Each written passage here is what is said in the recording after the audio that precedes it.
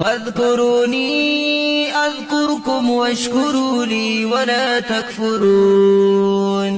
يا أيها الذين آمنوا استعينوا بالصبر والصلاة إن الله مع الصابرين. ولا تقولوا لمن يقتل في سبيل الله أموات بل أحياء ولكن لا تشعرون.